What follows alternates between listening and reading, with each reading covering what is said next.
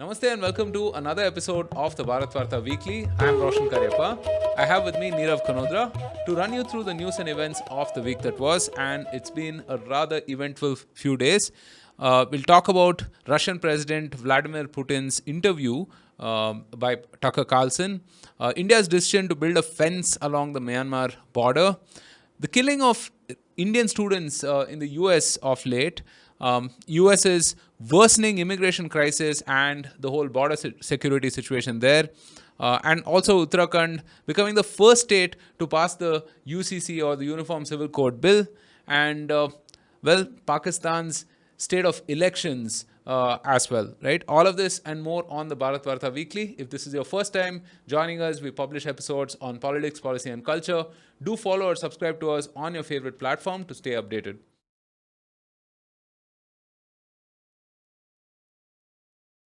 Hey Nirav, good to be back after a long time. Hey, How are things going? yes. Long time indeed. Yeah. So let's talk about this blockbuster Putin interview. Journalist Tucker Carlson, who runs his own primetime news show on X, interviewed Russian President Vladimir Putin. Tucker Carlson became the first Western mainstream journalist to interview Putin since the Ukraine war began. In the 2 hour long conversation, Putin came prepared with documents and spoke about Russia's history, the US leadership and its mistakes, his thoughts on BRICS and what triggered the Ukraine war, and so on.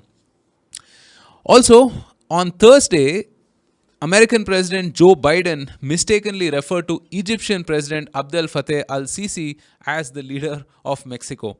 The comment came as he was making remarks on a special counsel report concerning his handling of classified documents, and that referred to his memory as, to quote, poor, which he denied in an angry rebuttal. Kind of a contrast on both sides, Nirav. I'm yet to catch up with the Tucker Carlson interview of Putin. It's a couple of hours long, and I intend to do that over the weekend. But from what I saw, I think three things, right? So one is there were a lot of these historic references that Putin made, and people were pleasantly surprised that the man has that in his nature, right? So that is one thing. Second thing, the timing of the interview. In an election year in the US, I mean, people kind of expected Putin to come in with all hands, I mean, no holds barred and sort of swinging for the fence, but he was a little more restrained, held back supposedly, right? Did not do any of those things, right?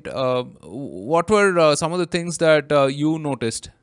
Okay, so I think a few things. So as you mentioned, right, Putin came in as a very balanced person, and uh, without making like bombastic statements, just think about like say had it been Trump, and what kind of comments he would have made. Like Putin has sounded very balanced. The Western world has barely ever seen Putin speak in English like this, right?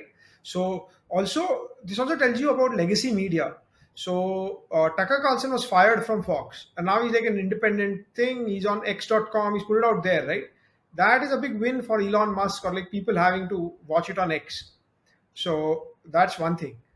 Second thing is Putin is trying to get across his message to like a wider audience, the Western world, because nobody else has given him a platform. Now, again, he's talking from his perspective. He said about how like Ukraine after independence and USSR broke up has trying to be looking at its own identity to form an identity. It's like kind of being treating the people of Russian ethnicity instead of the Ukrainian a little bit badly. All these things you can debate about it, whether it is true, it's not true, what is his opinion, what are the reasons. But he came in prepared. He said things, wider things. What he mentioned, this also shows one more thing is he's not trying to be like a vassal state to China. I think he mentioned about he spoke a little bit about China, but he's trying to speak as a little bit more as an equal. He mentioned BRICS, so that is like a growing force. He's trying to see the unified South. I think stuff like them selling oil to India in rupees to try avoid sanctions. He spoke about weaponization of the US dollar. So this also probably gets people's attention and people are worried about holding a lot of their reserves in US dollars. What if something happens and they sanction you? So he's come out, he's shown his viewpoint. You may agree or disagree to his viewpoints, you may have a different viewpoint, that is fine, but this is someone who gave him like a like a platform, and this whole thing is there. So that is one thing. Two, this in a US election year, he's highlighted that how much arms, etc., US is supplying Ukraine. And now people might be thinking, what is the purpose of this? And if I would say like a close parallel was Zelensky trying to influence Indian people. So he gave an interview to Republic TV with Arnab Goswami. That is in a way because they thought that, oh, India is kind of Russia's ally, India is buying oil from Russia. But people fail to realize oil is a global commodity. If India is buying Russian oil because Europeans are not buying, Europeans can buy other cheaper Middle Eastern oil because India is buying Russian oil. If we take Russia out of the market, the oil price spike would have been much higher. So, anyways, Zelensky was trying to persuade Indian people, which India is a democracy, so that if majority of Indian people would be pro-Ukraine, if could the Indian government move away from Russia a bit, right? I think similarly, Putin, he's thinking about two things. If we have a ceasefire today, and if the public sentiment in the US changes, that would possibly force the current president, or if there's a change of government, then the future president, to change their view. If the wider public believes that it is a futile war, and if there is ceasefire today, maybe the border or the line of control is drawn, and Russia controls those eastern provinces which it has conquered. Now, whether it is a good thing, is it a bad thing, I would leave it for people who are in there. Within Ukraine as well, there are some people who support the Russian government and who prefer to be Russian. There are a lot of people who recently have gotten dual citizenship. So the Russian ethnicity people, and there are a lot of people, see, this only till 89, 90, it was one country, right? And when the Soviet Union was formed, there were a lot of people who were sent on government jobs elsewhere, and they tried to mix up, even in all the Kazakhstan and like all the other stans, which were like conquered by Russia. Uh, they tried to mix in people, and there are a lot of people with cousins. I think Zelensky has some family, some aunt and some cousins in Russia, right? So there are people, and there are people of sympathies either side. So maybe there are people in Russia who support Ukraine. There are people in Ukraine who support Russia, and it's a very delicate topic. So I don't really have like a strong view on that. But this is something where he has come out and he has portrayed his viewpoints, and uh, it is like maybe you cannot underestimate Russian grandmasters. It is a chess move trying to influence people so that a ceasefire or quicker the war ends earlier. I am in favor of peace. I don't know. A lot of people either ways will be upset, but that at least reduces a lot of casualties, get some normalcy. Whether you want to do business or sanction Russia or not, it's every country's and their decision, people's decision. They can have, if the war ends, maybe it is better. I don't know which side is better, but that's a big move over there, and he has played his move. Whether it is successful, whether it is not, Tucker Carlson has raised his profile immensely, right? Just by this one move, he's done a grand stroke for his career. Elon Musk has had a grand move for X, right? Showing like an alternative media thing. So I think a lot of such things have come out, and I haven't watched the full thing. I read a couple of takes. There are long threads on Twitter. People have seen all of it, and but I plan to watch the whole 2 hour thing this weekend, and definitely I think it shows Putin in a different light instead of like a lot of the Western media which continues to bash him. I am not a Putin fan, but I'm saying that I think even opposite views do deserve a platform. That's all I would say. You may choose to disagree, that is fine, but you should be able to give them a voice, right? If the voice where it should be banned is if they're inciting violence, they're inciting people to do something, and Putin has done nothing of that sort in this interview. Yeah, so at the time of recording, the interview has some 167 million views, right, which is again phenomenal reach. and engagement, I would say, right? Yeah, I mean, shout out to Elon Musk, actually. I mean, he's built perhaps the first neutral news platform the world has ever seen, I would say, right? I mean, and you just think about Tucker as well. He's interviewed the Argentinian president, the Hungarian president, bunch of these folks, right? And whenever these folks are interviewed by either CNN or BBC or whatever, there is a certain slant, if at all they even have these folks on the platform, right? The funny thing is, I mean, all these, I was reading a bunch of these, articles on Politico and elsewhere, and it's like, they've seen the same interview, but then, people have come to two different conclusions based on their political beliefs and whatnot, right? Which is, I mean, it's a bizarre situation in the US. It's almost become like, supporting sports teams, right? I mean, you're fanatical about one side or the other, and uh, X is sort of a neutral in between platform in that sense, right? Yeah, Which and I airs all think, these views. yeah, so you can choose to see it yourself if Yeah, you want to spend 2 hours and choose your opinion accordingly. yeah. That's all. What do you think about the report on Biden? Because I Yeah, feel that was damning. I mean, uh, yeah. to talk about a serving president that way, right? That his mental acuity is not there. That's an indictment on not just the president himself, but also on the system itself, right? No, so maybe let's keep the system aside. See, there is natural aging.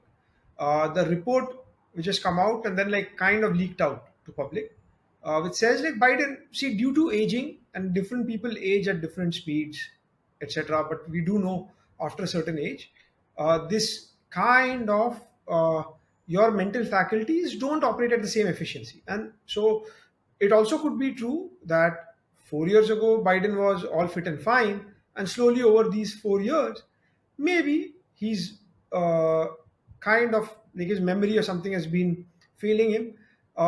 The thing what happened is he made an unscheduled press conference where he spoke about his leadership, what all he's been doing, the situation in Ukraine, the situation in Gaza, and in the question and answer. So this was unscheduled, very quickly done, maybe as a response for him to show that he's all fit and fine. He made a blooper saying that he spoke to the president of Mexico, President Sisi, though he got the name correct. But maybe thinking about border reflexively for an American border means Mexico. When he was mentioning the Egypt and Gaza border, and let the Gazan refugees in to Egypt. And so he made a blooper, but George W. Bush used to make bloopers multiple times when he was all fit and fine, physically, mentally fit, but he used to make bloopers. So, again, you can read into it the way you want. One speculation, and this is from the betting markets, is now people are betting that the nominee need not be Biden. People are betting uh, Kamala Harris, the VP, could run. So maybe Biden might say that he'll complete the full term as president, but may not run again. Or it could be Gavin Newsom, the governor of California, or Michelle Obama. And the UK betting markets, Betfair in particular, has got like fairly large volumes of bets being placed. Right now, Trump is leading, Nikki Haley winning all the primaries so far. But again, there are two things which tells you like this is not over till it's over. Uh, Trump is also old. He's like a few years younger than Biden, but Trump is born in 1946. Biden is born in 1943, or yeah, 42 or 43.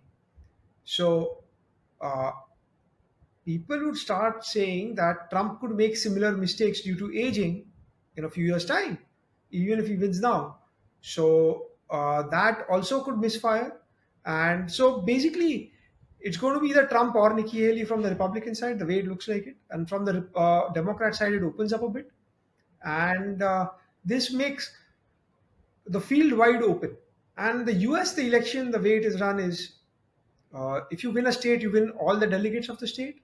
So only like a few swing states matter. The swing voters in a few swing states matter, and they might not have made up their mind. And there's a lot of information yet to come. So it makes it an interesting race. Let's see how it goes. We'll see. We'll get to know more. So there is again in the betting markets. There is speculation. There are bets on when does Biden actually stop running in the race.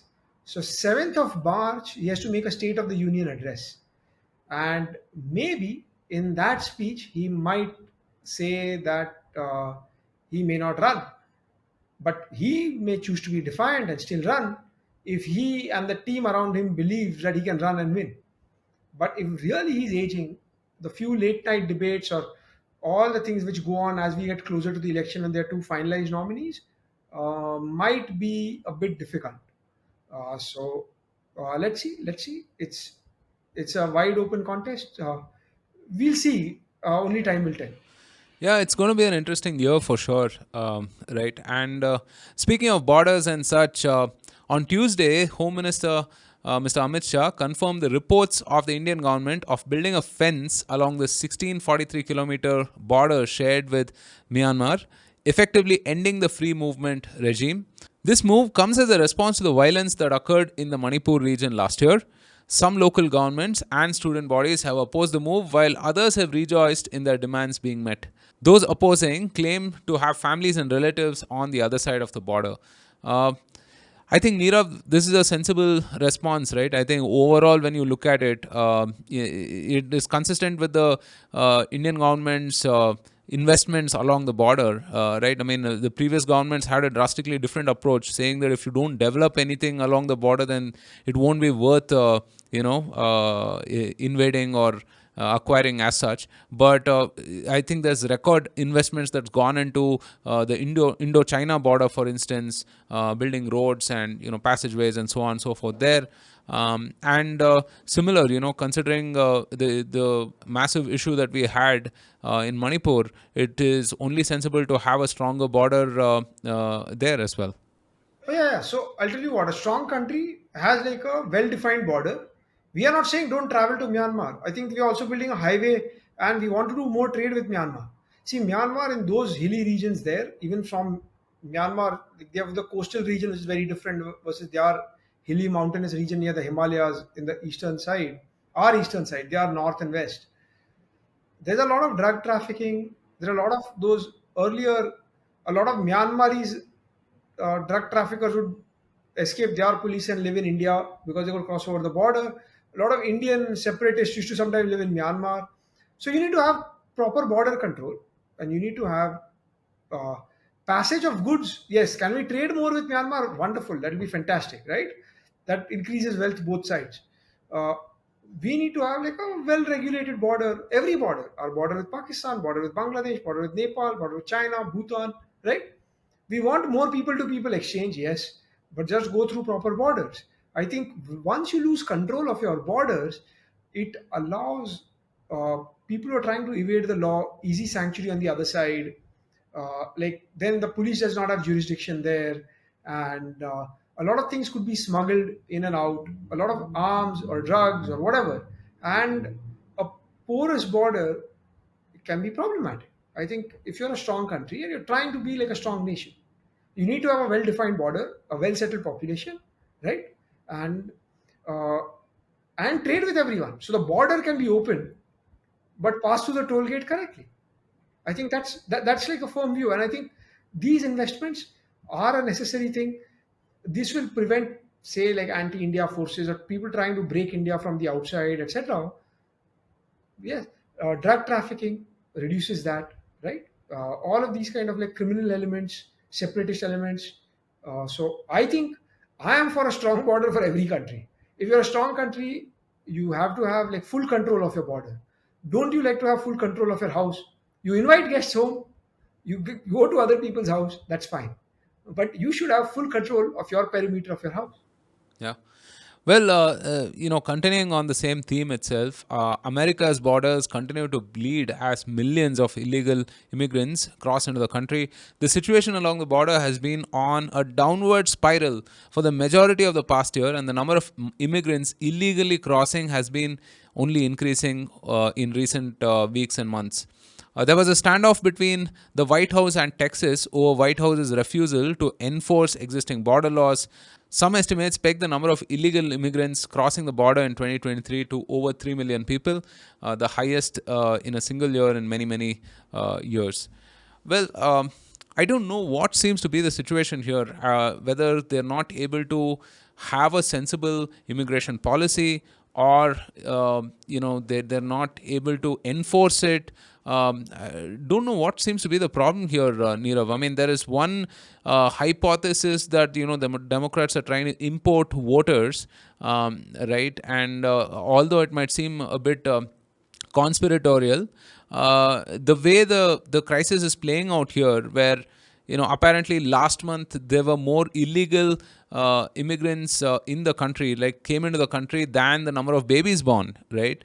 So this is going to be it's going to have a tangible impact on the demographics for sure, right? And considering this is an election year, I mean, yeah, how do you see this playing out?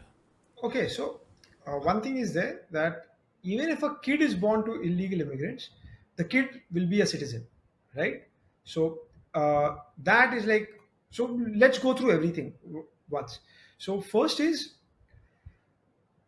Trump was for building a wall on the border. Trump was for the ICE agents, so that is immigration department, were going into like restaurants. A lot of the restaurants had kitchen staff earlier, which were illegal immigrants, etc., and trying to deport. And Trump tried to deport a lot of people.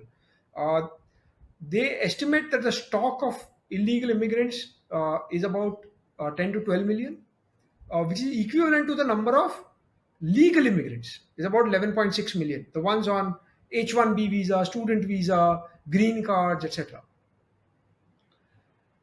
So there are a lot of theories. Let me go through some of the popular theories floating around, right?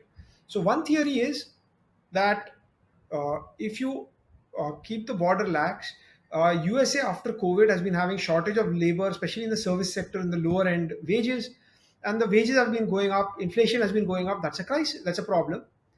If you are soft on the border and let some people come in, most of the illegal immigrants or economic immigrants are coming to do some job, and you get additional supply of labor, which adds up to, like, if 3 million number is correct, these are all estimates, right? Because there's no documentation, we can not say 1% of the population, more than the number of kids born per year.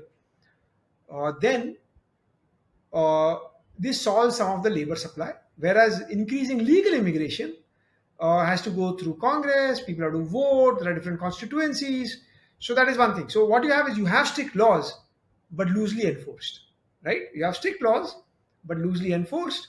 Now you do not see any enforcement whether you're employing illegal immigrants. After, like, in certain cities, you do not have the policy to frisk or ask for an ID. There are sanctuary cities where police or any law enforcement agents cannot ask you for your passport or valid ID. So you can roam around the US even if you go on a tourist visa and overstay, for example. But so, to get employment, it is difficult because you don't have a social security number, etc. So that is one argument, that this softly allows for more Cheap labor. labor supply. Yeah. Second argument is, possibly, if you come in as an illegal immigrant, you settle in, you get some job, you work in the gray economy, get cash payments, maybe you work as a kitchen staff or housekeeping staff in hotels, all of those kind of things. Uh, when you become legalized, or you have kids, they become citizens, and you get some green card because of them, etc., you will be indebted to the party which was in power when you got in, and maybe you vote for them for life. So that is one other conspiracy theory, that Democrats might get new voters. It's like 1% of the population which came in. That's one thing, right? One argument is, because you're so opposed to Donald Trump, you want to do exactly opposite to what he did. That's another one. Where does this hurt? Is, it hurts the lower wage American citizens. You have more competition, that is there. Two, think about people who go in uh, on H-1B visas. That's 85,000 a year, 65,000 for, like, people, 20,000 if you have a master's degree in STEM from a US university, or like 65,000 for all others. And for green card, for, they only give a fixed number per nationality per year. So Indians, the backlog is over 20 years. So think about all the legal immigrants who are there in the queue. Think about, in the 90s, it used to be 200K, which was reduced to 65K. And then sometime in 2010 or something, they increased it to 85K. It is like 40 years of legal immigration is 1 year's illegal immigration, right? So I think uh, the number of people that they've gotten in. Lastly, when you don't have full control of your border, you cannot distinguish who comes in from the other side.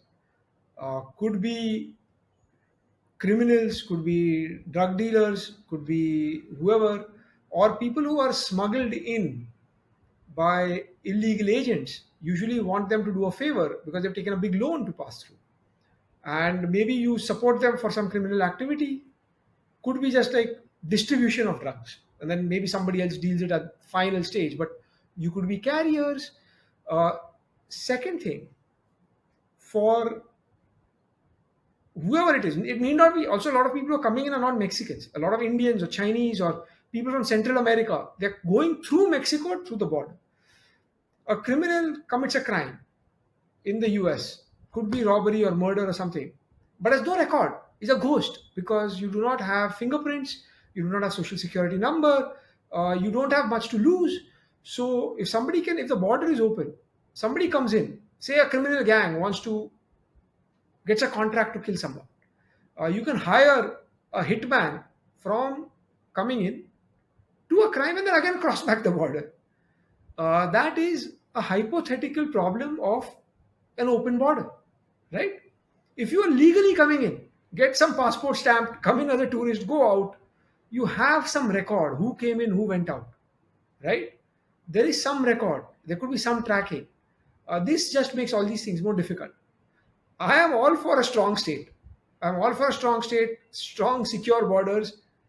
Keep, uh, I like not very strict laws. I like good laws, but like enforced properly, good enforcement of law, right? Yeah. I think So I'm even not saying the keep a country closed. yeah, even the somewhat liberal folks have come to the realization that what is happening is like absolutely chaotic, right? I Yes. mean, And now, last thing, what has happened is Texas is getting bordering, the longest border with Mexico is Texas. What they are doing is they are shipping these illegal immigrants, they are busing them to other Democrat states. And suddenly you're getting people going everywhere. In New Jersey, in one town, Edison, which is majority Indian, and then second is Chinese, actually. There they are putting in signs that no illegals here, and they are, the buses which drop them off are again parked in buses and sent to other towns. So on the I-95 highway, they put in signs that Edison, no, we don't want any one of these here. And maybe see, it is security, safety. 99% of these illegal immigrants might be non-criminals, but even if 1% come in, it's quite a large number, right? And significant number. So again, and also, who does it hurt? It hurts the lower level service workers, it hurts the legally people who are there, it hurts the legal immigration, right? And I think they could have an expanded program. H2B is the visa for like migrant farm workers, which they have a shortage.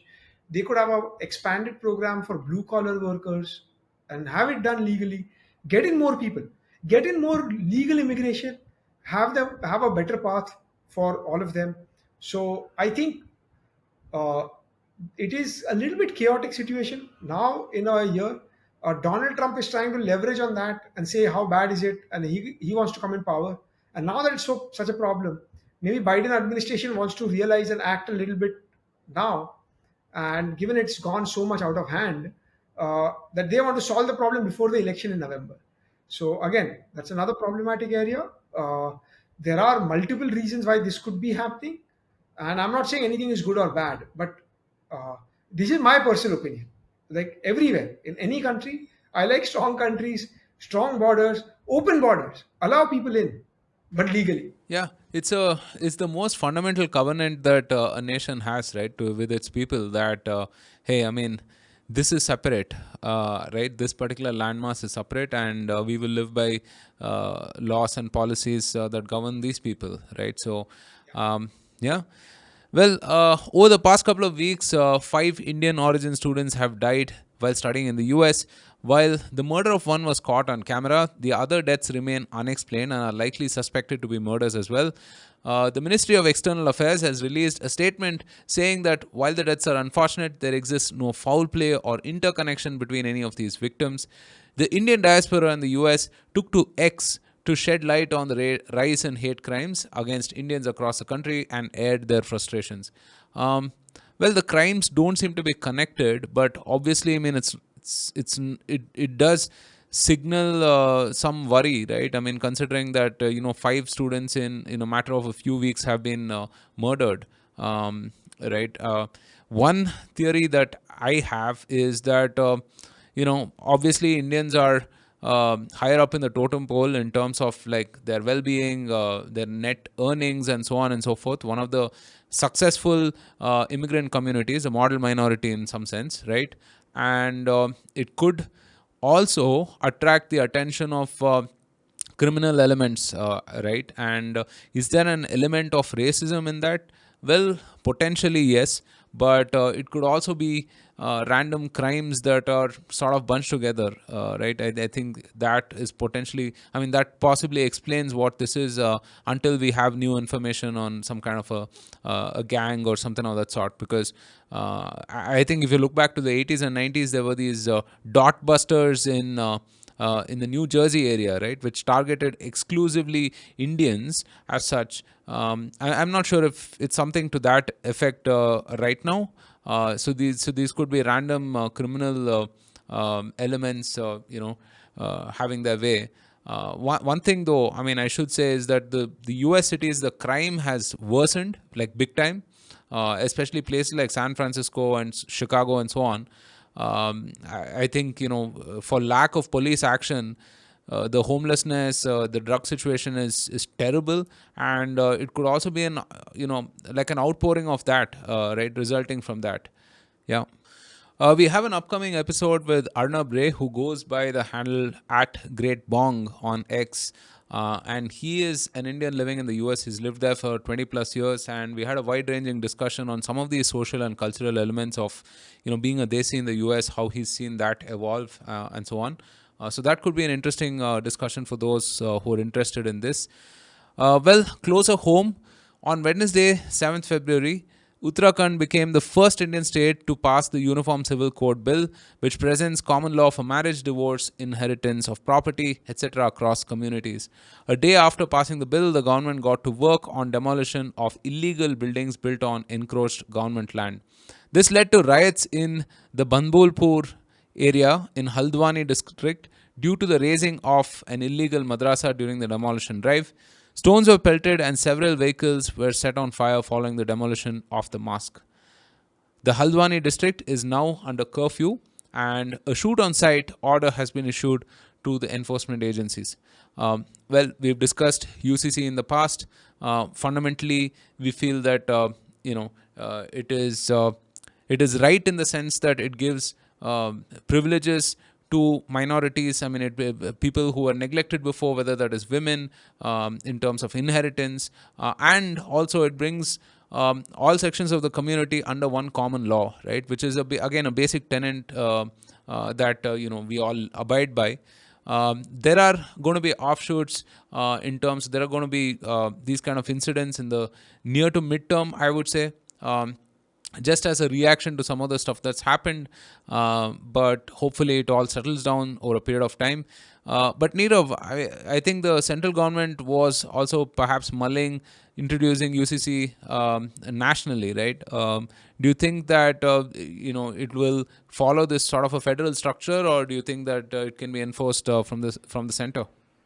Okay, so one thing is was already there in Goa, because under the Portuguese law, Goa, Daman, Diu, and Goa is one state. The rest became union territories.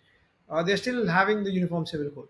So that is one thing. So Uttarakhand is actually like the second state which has done this. Right? Goa has always had uniform civil code. A lot of liberal people say, oh, like they should have like different laws, etc. But like we have uniform criminal code, right? We don't follow Sharia law for criminal code. And uniform civil code, if you look at like really liberal values about like inheritance, divorce, etc., I think it is a better law. Like personally, again, not reflecting any other views, I am in for uniform civil code. A lot of people aim at like look at like, oh, we need to be like other liberal countries in the West, but all the Western countries have uniform civil code, right?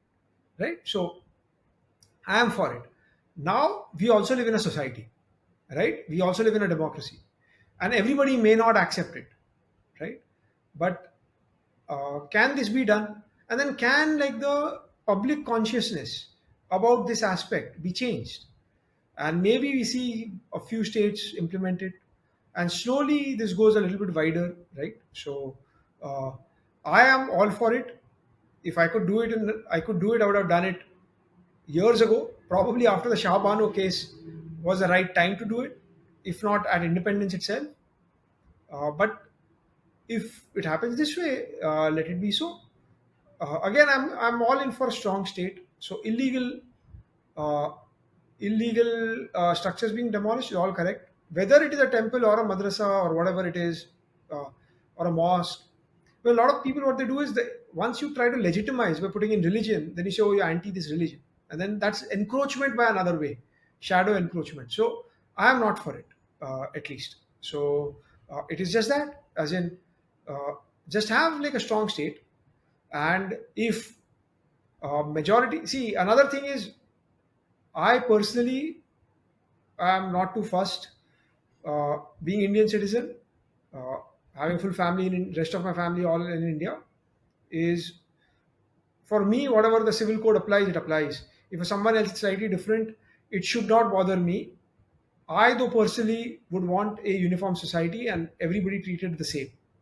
And I would want, it's an unfortunate thing if, say, like Muslim women get lesser in a divorce proceedings, have lesser rights, or like daughters have lesser inheritance rights, right?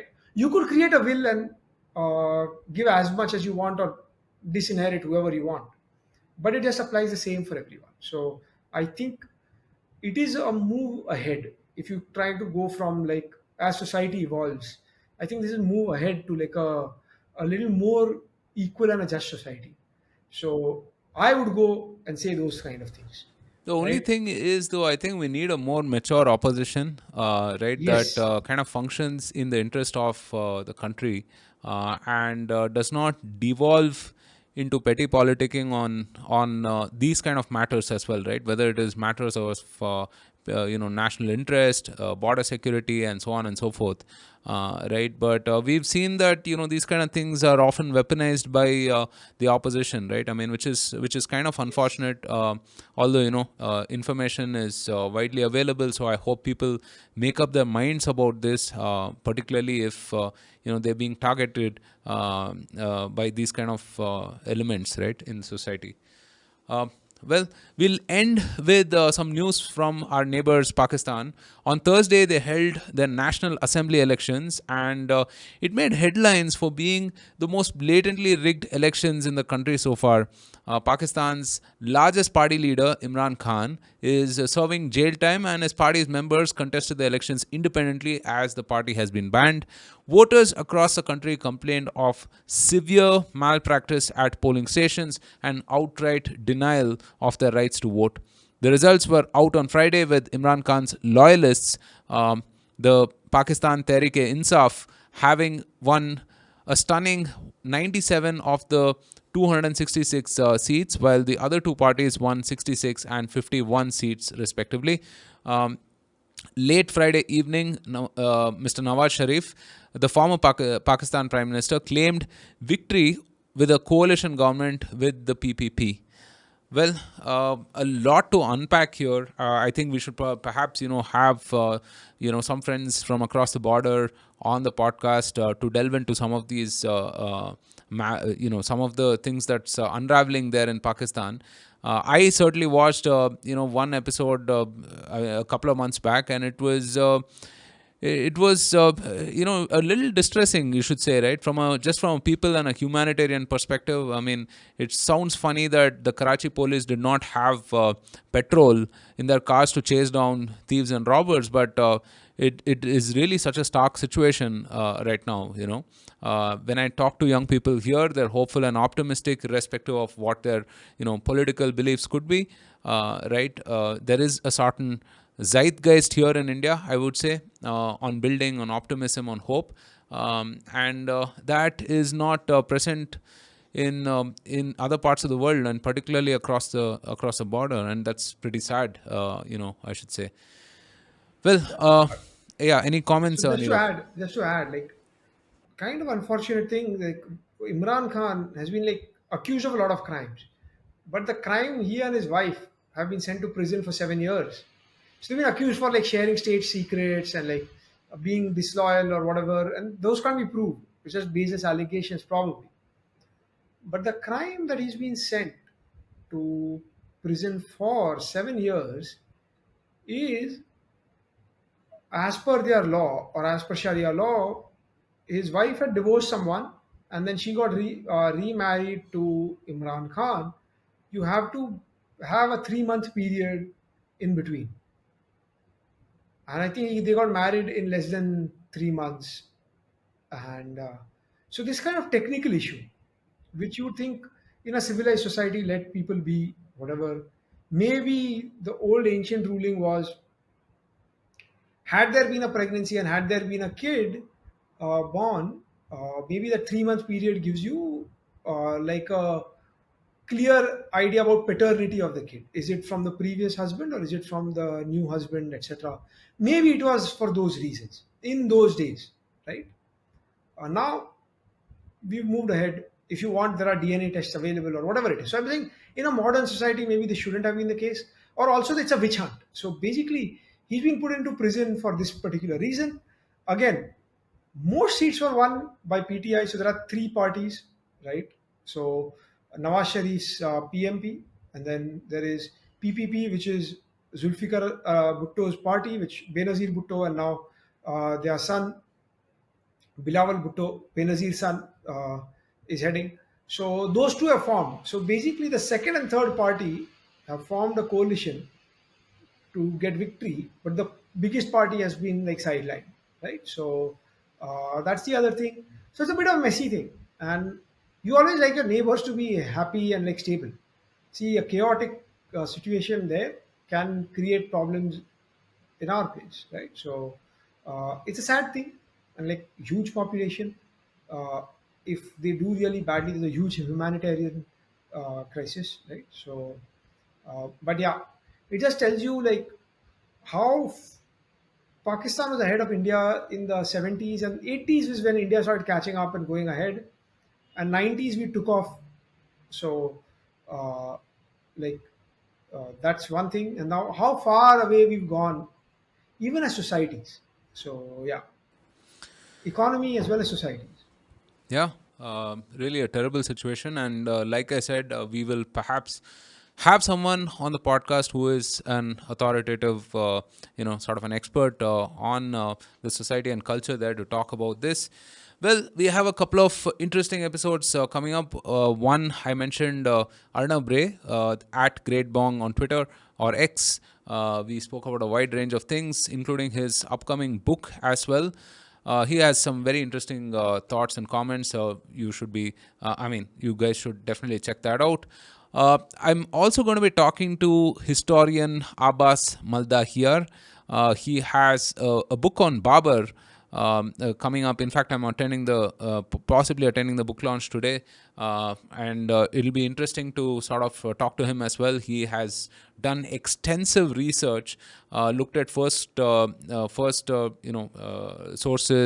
the Baburnama, so on and so forth. Studied Persian, in fact, to be able to do that effectively and produce this book that is, supported by some of the other well-known historians like Vikram Sampath and so on, Sanjeev Sanyal and so on. So yeah, these are a couple of upcoming episodes in the works. If you stayed with us for as long, thank you so much for tuning in, and continue to support us with your comments, and so on and so forth. We'll see you on another episode of the Bharatvaarta Weekly shortly.